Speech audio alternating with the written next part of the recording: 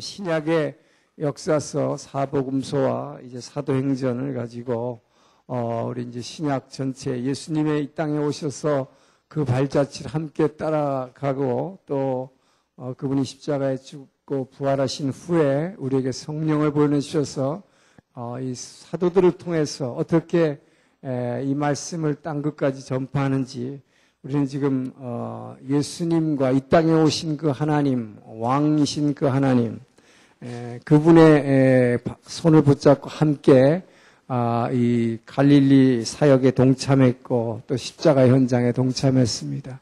그리고 이제 사도들을 통해서 성령을 우리에게 보내주셔서 제자들에게 땅 끝까지 전하신 그 사명을 어떻게 이 사도들이 감당하고 있는가 하는 이 사도행전의 역사를 오늘까지 계속해서 이제 우리 밟아 나갈 것입니다.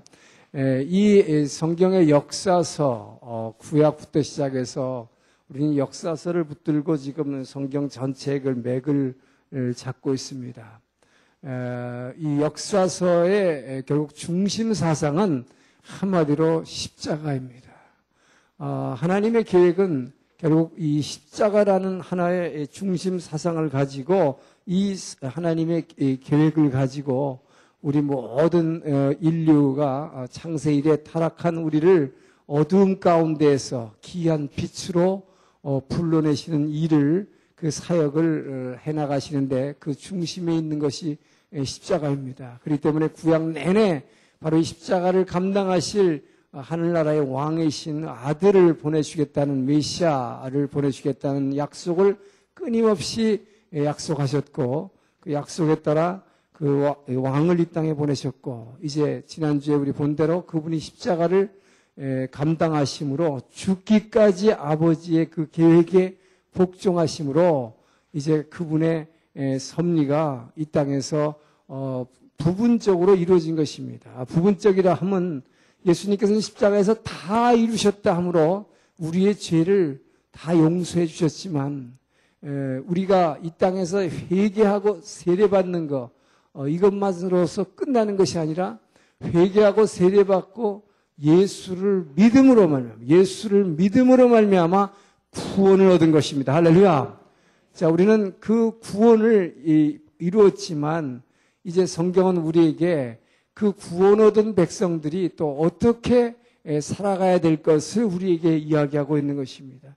그것이 바로 이제 터신서인데 그 역사서를 통해서 이제 우리가 어떻게 구원받을 것인가 하는 이 십자가의 구원을 얘기했다면 그 다음에 이제는 서신을 통해서 어떻게 우리가 구원받은 성도들이 이 구원을 이 땅에서 누리며 살아가야 될 것인가. 십자가 후에 있는 부활의 영광, 그 부활의 소망은 결국은 예수님이 다시 오시는 재림의 때를 기다리는 소망, 이 소망을 붙들고 우리가 살라고 하는 것입니다. 그렇기 때문에 십자가가 끝이 아니고 여러분 분명히 아시기 바랍니다. 십자가는 이 구원 계획의 분명한 이 역사 전체의 중심에 있는 것이지만 이 십자가는 끝이 아니라 이 십자가로 인해서 우리는 그 주님의 부활을 목격했고 그 부활을 통해서 우리에게 성령을 주셨고 이 성령을 안에 우리에게 받아가지고 우리는 어떤 목표를 살아가는가 그분이 다시 오시는 날 이 새하늘과 새 땅이 우리에게 주어지는 그날을 향해서 부활의 소망을 붙들고 나아가는 것입니다. 그때까지 우리가 붙잡고 눈으로 볼 수 있는 것이 십자가이기 때문에 바로 우리는 그 십자가를 붙들고 나간다 이렇게 표현하는 것입니다. 자, 이제 오늘 이제 사도행전 계속해서 이 사도들이 어떻게 그 십자가를 붙들고 이 예수님을 땅끝까지 전해가는 이야기를 계속 지난주에 이어서 살펴 따라가기로 하겠습니다. 이제 지난주에 우리가 본 것은 이제 예루살렘의 마가의 다락방에 이들이 120명의 성도들이 모여서 기도할 때, 전혀 기도에 힘쓸 때에 성령이 불의 혀같이 갈라지는 모습으로 이 성도들에게 임했을 때에 이들이 방언을 하기 시작했고 또 이것을 통해서 예수님이 약속하신 대로 이제 성령이 이 땅에 오셨다 하는 것을 분명히 만천하에 증거한 것입니다. 자, 그래서 성령이 이 땅에 약속대로 오셨고, 이 성령이 오신 데다가 베드로의 설교, 즉 말씀이 성령이 부어지고 말씀이 여기에다가 주어지니까 여기에서 뭐가 탄생했습니까? 교회가 탄생한 것입니다. 그래서 우리는 교회 탄생의 소식을 이제 듣게 됐고, 이 교회 탄생한 교회는 이제 베드로가 성전 미문에 있는 안진뱅이를 고치는 이 기적을 통해서 이제 완전히 교회가 성장하는 바탕을 배경을 이제 갖기 시작했다는 것이죠. 자, 성전 미문에 앉았던 안진뱅이가 일어선 거, 예수님 때 같으면 이거 아무것도 아니지요. 근데 이것이 왜 이렇게 센세이션을 일으켰을까? 어떻게 이것이 그렇게 이 교회가 폭발적으로 성장한 5천 명이 이 일로 해서 5천 명이 예수를 믿고 들어오게 되는데, 이 마가다락방의 성령 강림으로 인해서 베드로가 말씀 설교 한 번 했을 때 3천 명이 회개하고 들어왔죠. 자, 그런데 베드로가 이 안진뱅이를 일으키는 사건으로서 5천 명이 들어왔는데 왜 이렇게 이런 반응을 하는가 하는 것입니다. 이것은 바로 불과 오순절, 그러니까 예수님이 십자가에 달리신 지 50일 전, 50일 이후니까 지금 불과 2달도 안 된 그 전에 자기네들이 죽인 사람이 있는데, 바로 하나님이라고 주장하는 그 한 사람을 죽였는데, 그 이름으로, 그 예수의 이름으로 선포했더니 이 안진뱅이가 일어났다는 이 사건은 놀라운 것입니다. 자기네들이 죽였는데 분명히 저거는 하나님을 사칭한다고 그래서 신성모독죄로 죽였는데, 그 사람의 이름으로 이 사람을 고쳐놓고는 베드로를 잡아놓고선 공의 앞에서 막 다그치니까 베드로가 뭐랍니까? 이 세상에 구원받을 만한 다른 이름은 하나도 없다는 거예요. 자, 이렇게 주장할 때에 그 사람은 분명히 일어났고 그 사람은 뛰어다니고 있고 하나님을 찬양하고, 자, 이렇게 할 때 사람들이 예수를 많이 영접하게 됐고, 결국 예루살렘에 탄생한 교회는 이제 막 쑥쑥 성장해 가기 시작하는 것입니다. 자, 이렇게 좋은 일만 일어났던 게 아니라 지난주에 봤듯이 아나니아 삽비라 사건, 성령을 속이는 사건이 있었고, 또 이 스데반이 순교하는 사건이 있었고, 이 일을 계기로 해서 이제 예수 믿는 성도들을 박해하는 1차 박해가 일어났다 그랬죠. 예루살렘 교회의 지난주에 마지막 사건이 바로 예루살렘 교회의 그 박해 사건이었습니다. 자, 예루살렘 교회에 큰 박해가 일어났다. 큰 박해가 일어나니까 사도 외에는 다 유다와, 자, 여기 유다죠. 유다와 사마리아 온 땅으로 흩어지리라. 자, 이 사도행전 1장 8절, 8장 1절이죠. 8장 1절. 사도 외에는 유다와 사마리아 온 땅으로 흩어지니라. 이게 뭘 연상케 합니까? 바로 우리가 사도행전의 키워드였던 사도행전 1장 8절. 너희들이 성령인 오직 너희에게 임하시면 권능을 받아 예루살렘과 온 유다와 사마리아와 땅끝까지 이르러 내 증인이 되리라. 자, 주님께서 부활하신 주님이 승천하시기 전에 주신 그 말씀이 이제 바로 예루살렘 교회에 큰 박해가 일어남으로 말미암아 그동안은 이 예루살렘 자체 내의 교회가 막 부흥하고 성장은 했지만 이 안에서 뚝딱거리고 있는데, 이제 박해를 통해서 주님께서 확 흩으시는 것입니다. 이제 드디어 교회는 예루살렘이라고 하는 이 작은 이 마을 하나, 이 도시를 넘어서기 시작하는 것입니다. 이제 땅끝까지 나가기 위해서 말하자면 이게 퍼져나가기 시작하는 거예요. 그래서 이제 이 사도행전 8장 1절에서 박해를 통해서 이제 이 교회가 확대되기 시작하는 것입니다. 그래서 이 교회의 확대입니다. 교회의 확장. 이제 예루살렘 자체 내에서 성장했던 교회가 확장하는 거예요. 그래서 이 사도행전 전체를 갖다가 구조를 볼 때 어떻게 나누냐면, 사도행전 구조를 나누는 방식이 두 가지가 있습니다. 한 가지는 이 주인공을 중심으로 나누는 방식인데, 베드로가 주인공이 되는 경우가 이게 1장부터 12장까지. 그리고 나서 이제 바울로 주인공이 완전히 바뀌어지고 베드로는 사라지고, 이것이 13장부터 마지막 28장까지 이 바울의 선교 여행을 통해서, 그래서 이 둘로 주인공을 통해서 나누는 방법이 있어요. 그리고 또 한 가지는 저는 지금 어떤 방식을 따르냐면 이 교회가 어떻게 확장되느냐는 이 확장 범위를 가지고 나누는 방식이 있습니다. 그래서 첫 번째는 이 교회가 예루살렘 안에 머물고 있는 상태. 자, 이것이 교회가 탄생에서부터 예루살렘 안에서 성장하고 있는 이것이 1장에서 8장까지였고, 그리고 이제 지금 보고자 하는 것이 이 교회가 예루살렘을 넘어서는 것입니다. 예루살렘 범위를 넘어서서 유다와 온 유다와 사마리아 온 땅으로, 그래서 결국 이 팔레스타인 전 지역으로 퍼져나가는 것. 자, 이것이 9장에서 12장입니다. 그러나서 이제 여기서 안디옥 교회가 탄생함으로 말미암아 이 안디옥 교회를 중심으로 해가지고 이것이 뭐예요? 저 땅끝까지 전파되는 이 땅끝 선교죠. 그래서 이게 결국은 당시에 로마 제국의 중심이었던 로마까지 가는 것으로 지금 사도행전이 구조가 이렇게 되어 있습니다. 그래서 지금 우리는 이 구조를 지금 따라서 지금 사도행전을 따라 나가고 있다. 자, 교회가 이제는 예루살렘을 넘어서 이 박해로 인해서 흩어지는 것입니다. 그런데 중요한 것은 여기서 박해는 박해인데 누구에 대한 박해냐? 모든 크리스찬들을 박해하는 것이 아니라 뭡니까? 이 헬락의 이 성도들이죠. 그러니까 스데반 같이 이 히브리 말을 하긴 하는데 말하자면 요즘으로 말하자면 이 발음이 영어 발음 같이 좀 이상한 발음 하는 사람, 그러니까 교포지요, 해외 교포. 그런 사람들이, 왜냐하면 스데반이 사내들인 고개 앞에서 설교한 말씀이 바로 성도들을 막 자극해가지고 죽였는데, 그 사람이 바로 그런 말을 했기 때문에. 그러니까, 말하자면 사도 외에는 다 흩어진 것입니다. 자, 그래서, 바로 여기서 무슨 일이 있었냐면 이 교회가 흩어질 때 이 빌립이 사마리아로 가서 전도한 얘기가 나오죠. 자, 빌립이 이제 예루살렘을 넘어서서 사마리아로 간 것입니다.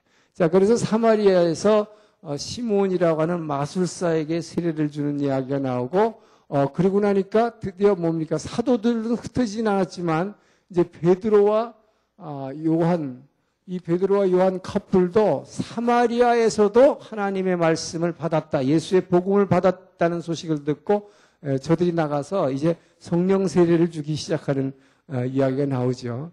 자, 그리고 나서 이제 교회가 확장되는데 9장에서 12장입니다. 이 교회의 확장이라고 하는 것은 예루살렘에 있는 교회를 넘어서 유다와 사마리아 땅, 온 땅까지 가다가 이제 드디어 뭐예요? 이 안디옥에 있는 안디옥의 이전 교회가 탄생한 것이죠. 수리아 땅에, 그러니까 다른 나라지만은 이 뭡니까? 수리아 땅에 안디옥 교회가 생기는 것이죠. 그래서 이 교회가 바깥, 이제 말하자면 이스라엘 땅을 벗어나서 바깥으로 나가기 시작하는 것. 자, 이것은 교회의 확장이라는 표현을 했지만 이 교회가 확장되는가 동시에 이거는 뭘 얘기하면 사도 바울의 지금 선교 여행을 위한 준비 과정이라 이렇게 보면 되겠습니다.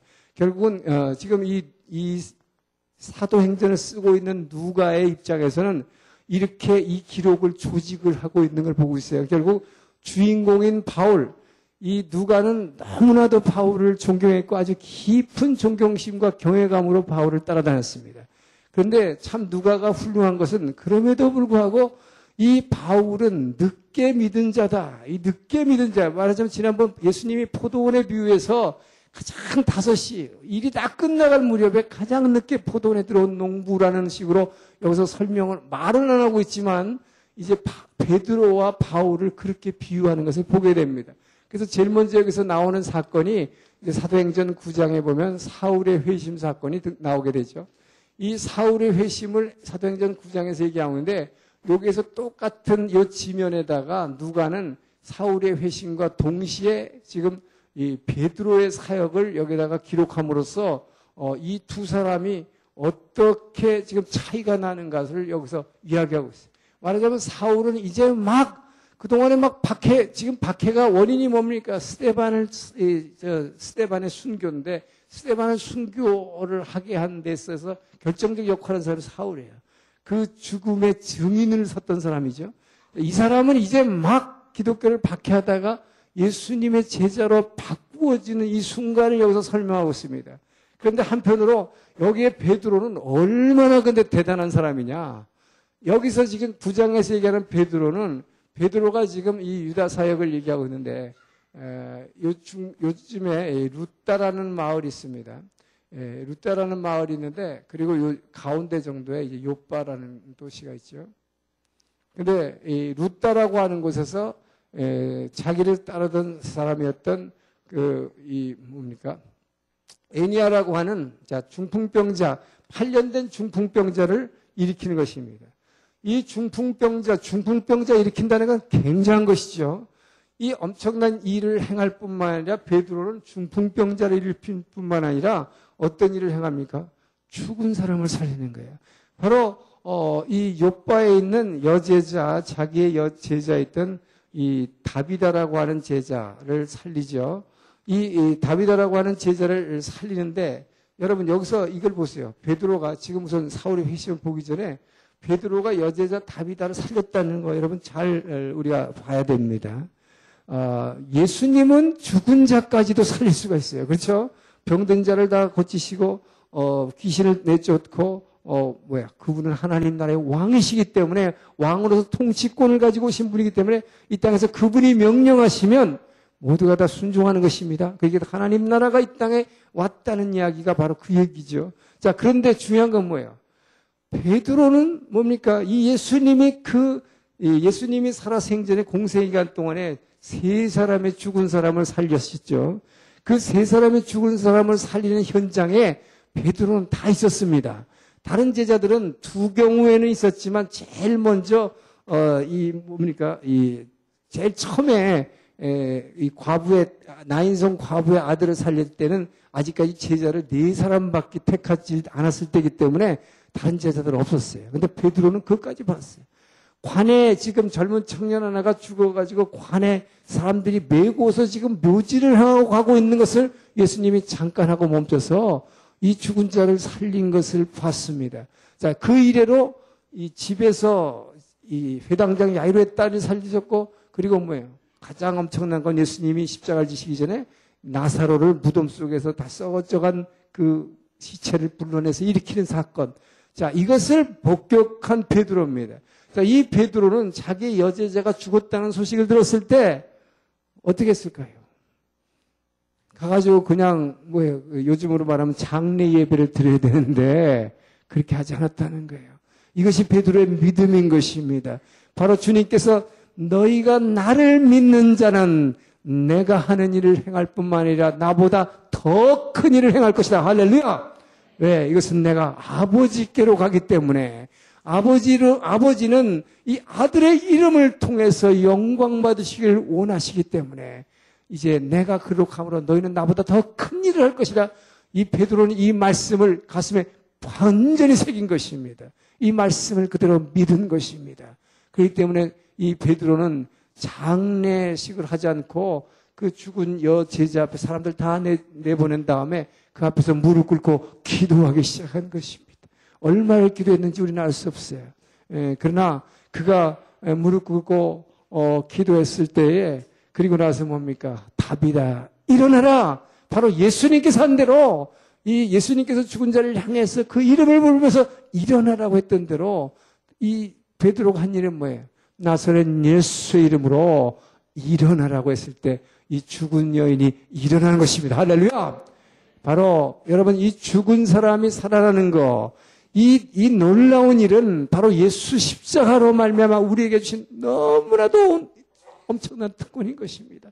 바로 예수님은 사람들은 그동안에 뭐예요? 죽으면 완전히 끝이라고 생각하는 것입니다. 죽음은 완전히 어디에 그냥 글로 죽은 후에 갇혀버리면 거기서 도저히 나올 수 없는 문이죠. 닫힌 문입니다. 근데 예수님의 부활 사건, 이 십자가의 부활이라는 건 놀라운 것은 뭡니까? 죽음이라는 영역을 더 이상 갇혀진 감옥이 아니라 이것을 다시 여신 것입니다. 할렐루야! 그렇기 때문에 이것이 완전히 끝이 아니요. 죽음은 끝이 아니요. 그 후에 그 문을 열게 되면 영원한 생명으로 더 놀라운 영생으로 주님은 이 죽음의 개념을 바꿔놓으셨다. 할렐루야! 이것이 십자가의 능력이요. 부활의 능력인 것입니다. 그렇기 때문에 이 죽은 자를 살려 일으키는 것입니다. 자, 이렇게 베드로는 엄청난 사도예요. 엄청난 사도예요. 베드로의 설교 한마디로 수천 명이 예수 믿고 나와서 교회가 탄생했고, 이 베드로가 앉은 맹인을 고침으로 하면서 교회가 엄청나게 부흥했고, 이렇게 베드로를 하고 있는데, 인제 한 젊은이 하나, 아주 열혈 청년, 하나님을 정말 잘 믿는다고 자부하면서 알지 못해서 예수 믿는 사람들을 그렇게 핍박했던 청년 하나가 이제 요 순간에 이렇게 지금 누가는 이 저자인 사도행전의 저자는 이 둘을 딱 여기서 그림을 그려놓으면서 비교하고 있는 거예요. 이 사람을 인재 회심시키는 것입니다. 하나님이. 자, 이 사울이 우리가 잘 아는 대로 어떻게 합니까? 핍박을 이제 더하기 위해서 여기 있는 다메섹으로 가는 중이었죠. 수리아의 수도인 다메섹. 자, 다메섹으로 말 타고 사람들과 함께 공문을 받아가지고 사내들인 공회에서 말하자면 인가장을 받아가지고 예수 믿는 사람 다 잡기 위해서 다메섹으로 간 도중이었습니다. 간 도중에 호련히 대낮인데 호련히 하늘로부터 빛이 있어 이 바울의 그의 주위를 둘러 비치는지라. 할렐루야. 이 빛은 여러분 대낮에 태양빛이 있음에도 불구하고 이 태양빛과 관계없는 호련한 빛인 것입니다. 이 빛은 해가 비춰주는 그 빛이 아니라 이것은 하나님의 생명의 빛인 것입니다. 바로 예수님이 이 빛이 비쳤을 때에 사울은 말에서 완전히 푹 꼬꾸라서 떨어진 거예요. 말에서 꼬꾸라서 떨어지는 순간 이 호련한 빛으로 인해서 눈이 멀어버리는 것입니다.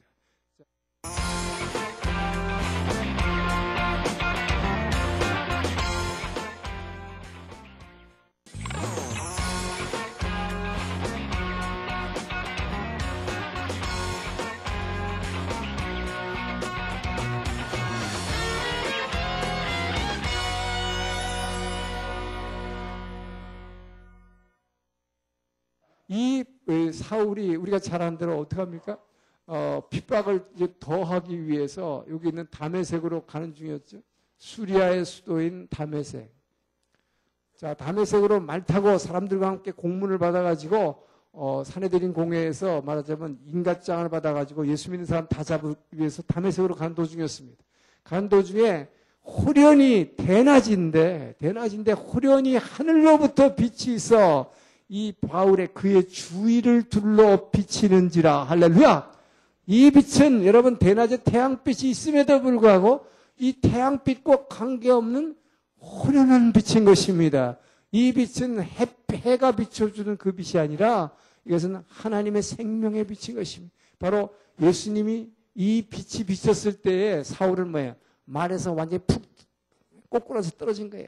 말에서 꼬꾸라도 떨어지는 순간 이 호련한 빛으로 인해서 눈이 멀어버리는 것입니다. 자, 그래서 눈이 먼 채로 땅에 떨어졌어요.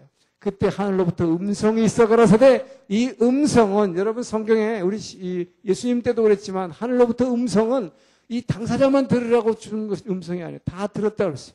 거기 있는 사람들도 음성을 들었다고 그랬어요. 근데 다른 사람들은 무슨 소리인지 웅웅한 소리를 들었는데 잘 몰랐다고 그랬는데, 어쨌든 이 사울에게 뭡니까? 사울아, 사울아, 네가 어찌하여 나를 핍박하느냐? 이 땅바닥에 떨어진 바울이 뭡니까? 사울이죠, 아직. 주여 니시나이까? 네가 핍박하는 예수라. 자, 그렇게 말씀하시고서 너는 그대로 지금 가던 길을 계속 행해서 다메섹 시내로 들어가라. 그러면 내가 앞으로 어떤 일을 해야 할지 이제 알려줄 사람이 있다. 그렇지요. 자, 그리고 나서 또 한편으로는 예수님이 누구한테 찾아갑니까? 자기 제자 중에 하나 있던 아나니아라는 이 다메섹에 있는 제자에게 찾아가서 말씀하십니다. 예수님께서 말씀하시기를, 자, 너는 이제 직가라고 하는 거리에 가서, 근데 성경을 읽어보면 재밌어요.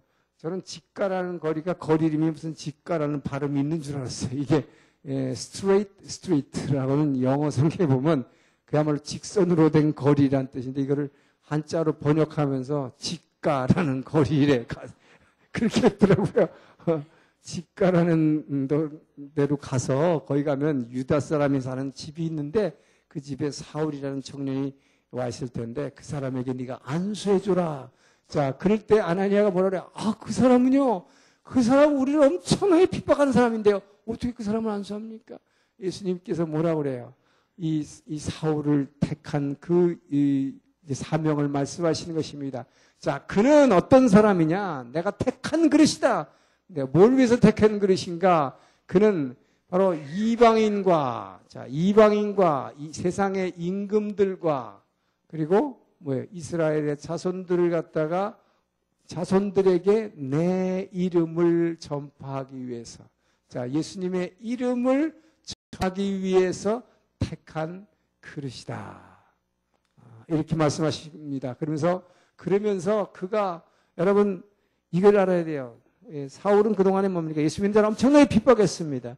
근데 물론 모르고 했지만 자기가 한 행위에 대해서 이 땅에서 하나님께서는 그거를, 물론 하나님은 예수님을 전하게 하기 위해서 이렇게 하셨지만 엄청난 고난을 자신이 받게 만드는 거예요. 자기가 가했던 그 박해가 얼마나 고통스러운가를 자기 몸으로 체험하게 하시는 것입니다. 자, 그래서 그가 내 이름을 위해서 얼마나 고난을 받아야 할지 이제 그가 알게 될 것이다.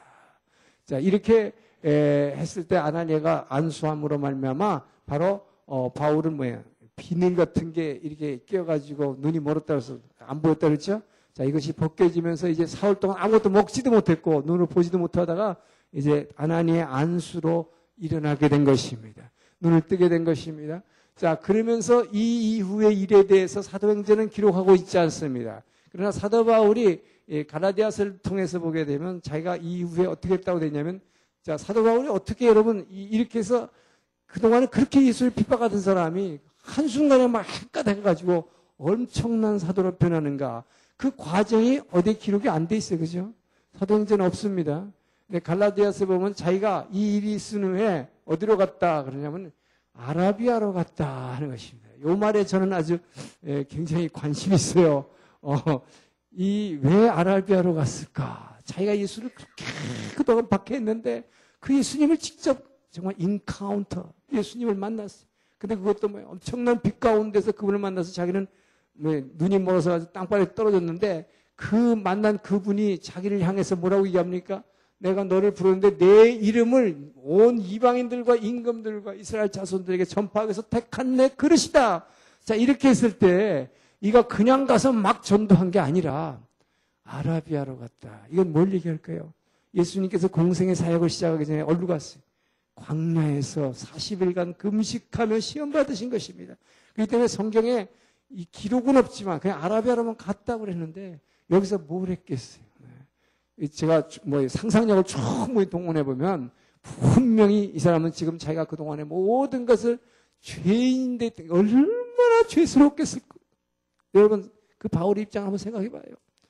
정말 얼마나 자기가 이 많은 큰 죄를 지었는가 하는 것을 용서받을 수 없는 큰 죄인이라는 것을 깨닫는 순간 거기 가서 뭘 했겠어요. 저는 분명히 40일 금식하면서 기도했을 거라고 생각해요. 왜? 아라비아라는 데가 왜요? 광야요 사막이기 때문에. 거기 가서 저는 그렇게 했을 거라고 생각해요. 근데 거기 오래 있었던 것 같지 않아요. 어쨌든 그리고 나서 어디로 갔다 하냐면 다메섹에 갔습니다. 다메섹에 가서 전도했다고 됐습니다. 그래서 다메섹에서부터 자기가 다메섹에 원래 가던 목적은 박해하러 갔지만 거기서 이제 거꾸로 완전히 180도 돌아가지고 예수를 여기서 전하기 시작하는 것입니다. 자, 그러면서 이 예루살렘에 있는 사도들하고 교제하기를 원했지만 사도들이 도대체 저 사람이 누군지를 모르니까 두려워함으로 바나바라는 사람이 이제 사울을 데리고 가서 예루살렘에 사도들에게 소개해주고 오히려 말하자면 사도들과의 교분을 쌓게 하는 것입니다. 자, 이 일로 인해서 뒤에 보게 되면 이 사도 바울은 특별히 12사도 중에서 베드로하고 가장 가까워지고 베드로하고 아주 친한 사이가 됩니다. 그것은 나중에 서신서의 기록을 보게 되면 베드로하고 예루살렘을 어떤 때 한번 이제 바울이 여러 번 방문하게 되는데 어떤 때는 한번 가가지고 15일 동안 다른 사람 아무하고도 안 있고 단 둘이서만 15일을 지내면서 계속 말씀을 하는 거예요. 거기서 얼마나 많은 걸 배웠겠습니까? 그리고 얼마나 많은 그 영감과 그 사도로부터 직접 예수님의 수제자로부터 그 예수님 살았을 때 모든 일들에 대해서 그 배우면서 정말 얼마나 눈물을 많이 흘렸겠어요. 자기가 알지 못해서 박해한 그거에 대해서 얼마나 회개 눈물을 많이 흘렸겠어요. 예. 자, 이렇게 해서 이제 사울이 변화된 이야기를 여기서 소개하는 것입니다. 그래서 이제 늦게 들어온 이 농장에 가장 늦게 들어오는데 여기에서 이제 이때부터 입장이 확 뒤바뀌는 거예요. 이게 뭐예요? 처음 된 자가 나중되고 나중된 자가 처음 된 자로 바뀌는 것을 여기서 얘기하는 것입니다. 자, 그런데 아까도 말씀드렸지만 누가는 이 저자로서 베드로를 이렇게 무시하지 않습니다. 이 바울이라는 사람이 이렇게 엄청난 사도로서 이제 땅끝까지 복음을 전하는 자지만 이 베드로와 같은 반열에서 취급을 하고 있어요.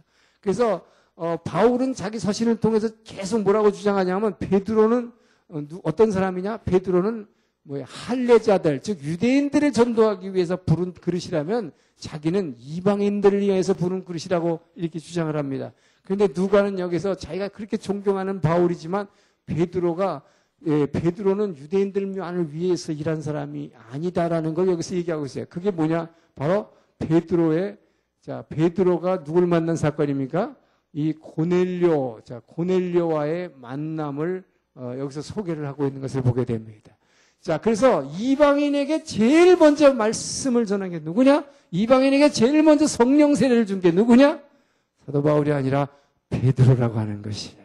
누가는 이것을 만천하에 공개함으로 인해서 모든 사람들이 그냥 바울에게만 관심이 딱 쏠리고 자기가 정말 존경하는 스승은 바울이기 때문에 바울을 엄청 띄우지만 그러나 베드로도 중요한 일을 했다는 것을 만천하에 지금 알리고 있는 것을 우리가 보게 됩니다. 자, 그래서 베드로가 이방인을 처음 만나는 사건이 여기서 등장하죠. 우리가 잘 안 들으면 뭡니까? 이 일은 성령만이 가능한 것입니다. 어떻게 합니까? 두 사람 다 기도하는 사람이었어요. 그러니까 한 사람 이쪽에서 기도하고 한 사람 이쪽에서 되는데 고넬료라는 사람은 여기 있는 가이사라, 이 가이사라는 이 당시에 제일 큰 항구일 뿐만 아니라 여기에 총독부가 있는 곳입니다. 천부장이 여기 있는 곳입니다. 자, 여기에 있는 백부장이었어요. 백부장이니까 오늘날 뭐 중대장쯤 되겠죠. 그렇게 높은 사람은 아닙니다만 어쨌든 하나님을 알고 이 낮에 기도하는 시간이 있어가지고 다락방에 올라가서 기도한 거 보면 대단한 믿음의 사람이에요. 그 고넬료에게 기도할 때에 이 요바에 가가지고 시몬 베드로라는 사람을 네가 초청해서 그의 말씀을 들으라고 성령께서 지시하는 것입니다. 자, 그리고 또 한편으로 뭡니까? 요바에 있는 지금 베드로가 꼭 그 다음날 기도하는데 그 다음날 낮에 지붕에 올라와서 기도하고 있는데 뭐 우리가 잘 안 대로 뭐예요? 보자기 같이 생긴 그릇 환상을 보게 되죠. 그 안에 뭐예요? 뭐 기어가는 짐승이라 아주 더러운 짐승이 잔뜩 있는데 이걸 먹으라. 그랬을 때 나는 더러운 거 이런 더러운 짐승 못 먹습니다. 왜 그래요? 모세의 율법이죠. 레위기에 따라서 자기는 율법을 지키는 자기 때문에 못 먹습니다. 그랬을 때 하나님께서 뭐예요? 내가 깨끗하게 한 것을 내가 먹지 않느냐 해서 순종하는 거죠. 이게 순종이 아니라 이게 무슨 뜻일까 하고 이렇게 궁금해하고 있을 때에 바깥에서 문 두드리는 소리가 나가 보니까 바로 이제 고넬료가 보낸 사람들이 자기를 초청하는 거죠. 그래서 성령께서 따라가라. 이 두 사람의 만남을 완전히 기도하는 가운데 성령께서 맺어주신 것입니다. 할렐루야. 바로 여러분들이 그래서 기도할 때에 여러분 사람과의 만남, 이 만남은 하나님께서 인도해 주시는 것입니다. 자, 이렇게 해서 이 두 사람과의 만남이 일어나는데 여기서 중요한 것은 그냥 만남이 아니라는 거예요. 여기서 베드로가 지금 뭐 합니까? 고넬료에게 설교하는 것입니다. 중요한 것은 베드로가 이 고넬료와 그 일행들, 옆에 있는 사람들까지 불러다 놓고 지금 말씀을 듣기로 했습니다. 근데 이 베드로가 설교하고 있는데 엄청나게 놀라운 것은 여기에서 성령이 강림했다는 거예요. 이 말씀을 지금 전파하고 있을 때 성령이 강림하면서 성령을 체험을 하는 것입니다. 여기서 성령 체험하는 건데 어떻게 나왔다고 되어 있습니까? 구체적으로 이 사람들이 갑자기 말씀을 듣다가 방언을 막 하기 시작하는 거예요. 방언을 막 할 뿐만 아니라 하나님을 막 찬양하는 찬양이 막 방언으로 하면서 찬양이 막 나오기 시작하는 것입니다. 깜짝 놀란 거죠. 자, 여기서 베드로가 엄청난 충격을 받은 거예요. 이방인들, 자기는 베드로는 지금 예수님의 수제자로서 결국 뭡니까? 예수 믿음으로 말미암아 구원받는다고 생각했지만 그래도 뭐예요? 유대인들이 먼저 믿어야 되고 유대인들이 다 구원받은 다음에 유대인들이 나가서 전하면은 이들도 언젠간 구원받기가 이렇게 막연하게 생각했던 사람이에요. 그런데 뭐예요? 이방인에게도 말씀 전했더니 바로 성령이 임한다고 하는 것이죠. 할렐루야. 바로 이게 사도 바울이 이제 나중에 갈라디아하고 로마서에서 얘기하듯이 이방인에게든 유대인에게든 구별이 없느니라. 할렐루야. 예수를 믿음으로 말미암아 구원을 얻는다고 하는 것이 분명한 것이 여기서 증명이 된 것입니다. 자, 그래서 베드로가 이렇게 설교를 했는데 이 설교 내용이 뭐냐? 이제 무슨 설교를 했길래 말씀을 듣는데 성령이 확 임하면서 그대로 방언이 터지고 그냥 방언 찬양이 나왔는가 하는 것입니다. 그것은 베드로가 예한 설교는 아주 간단합니다. 이 베드로의 설교는 예수님이 살아계실 때 하나님께서 성령과 그 능력을 기름 붓듯이 엄청나게 부어주셨다. 자, 그랬는데 이스라엘 백성들이 알지 못해서 하나님의 뜻을 따라 그분을 갖다가 죽였다는 것이죠.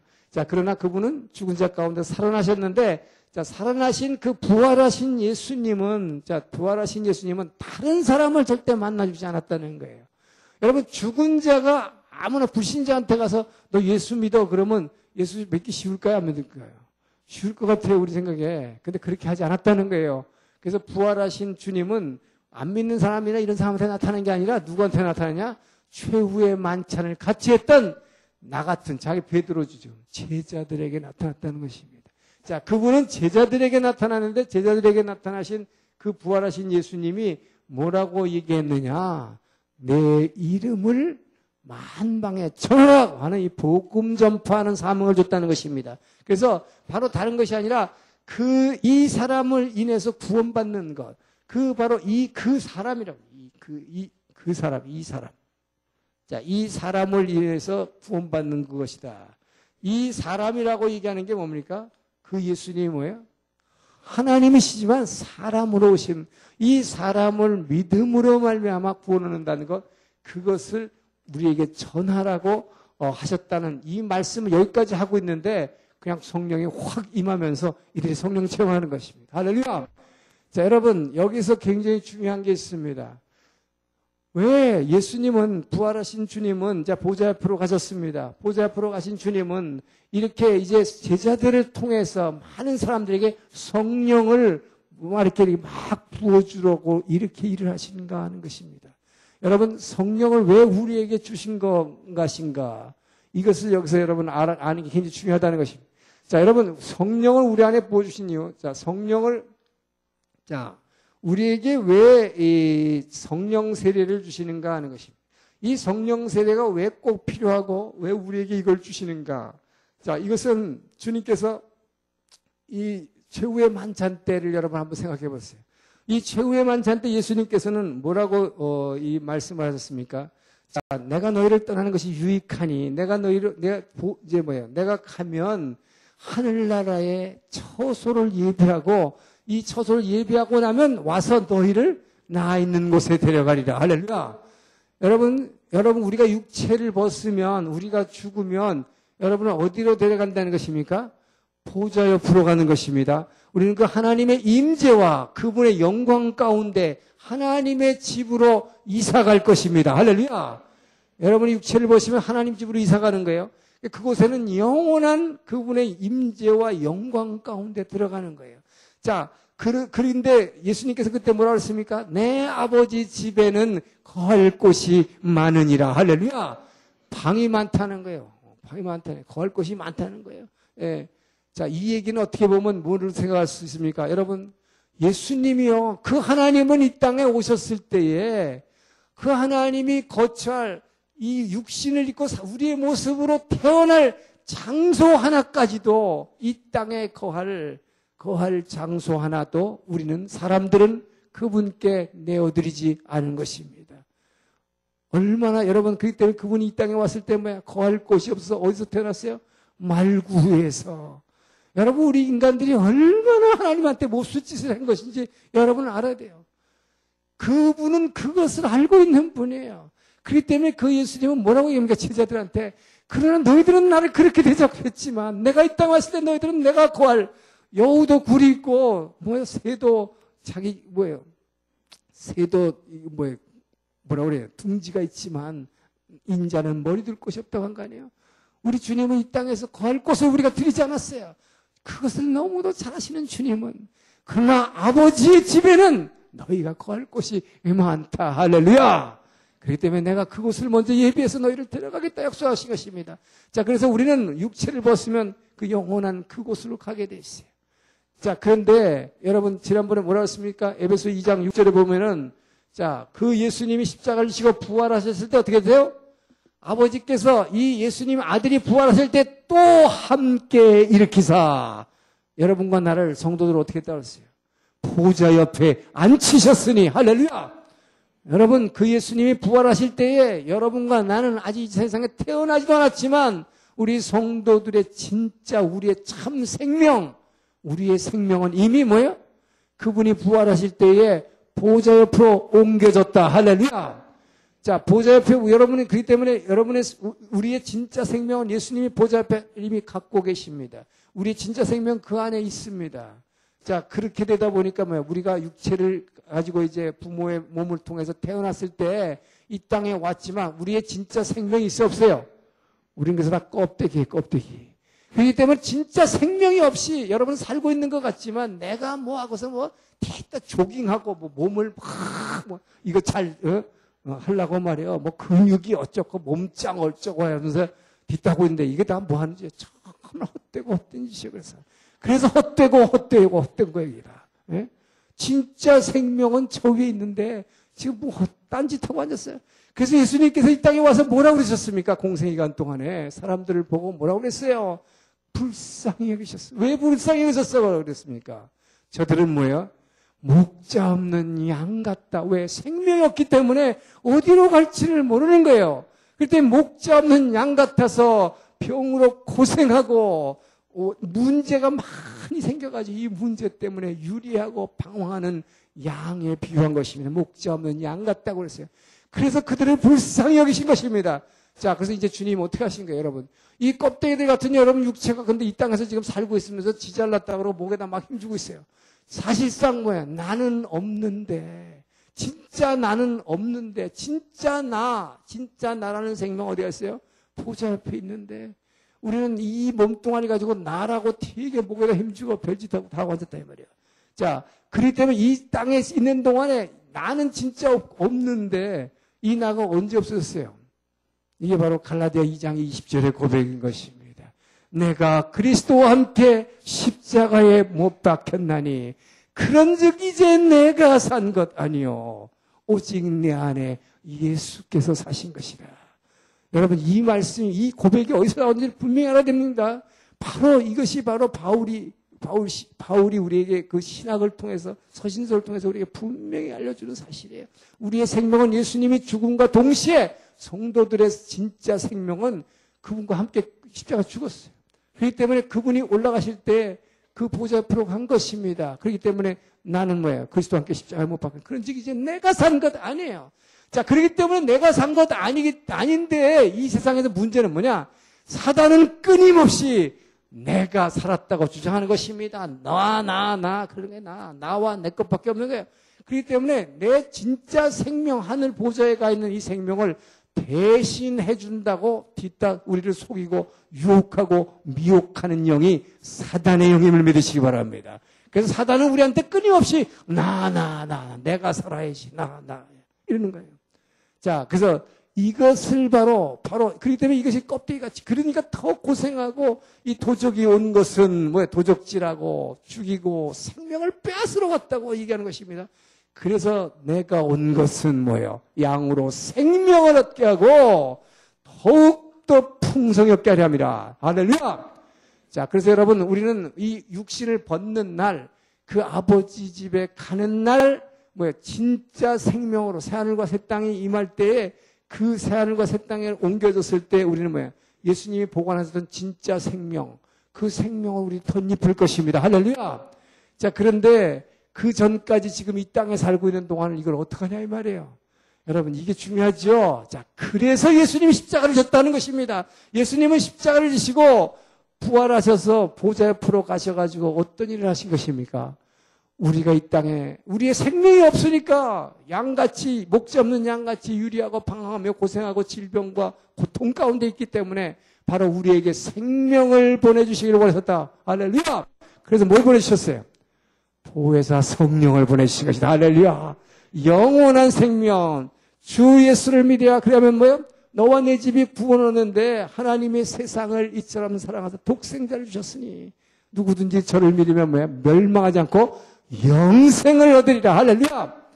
영원한 생명. 여러분, 우리가 죽어서 하늘나라로 이사가기 전에 이곳에 살고 있는 동안에 하나님이 먼저 우리 안으로 이사해 오셨다. 할렐루야. 바로 예수님의 이게 십자가의 능력이에요.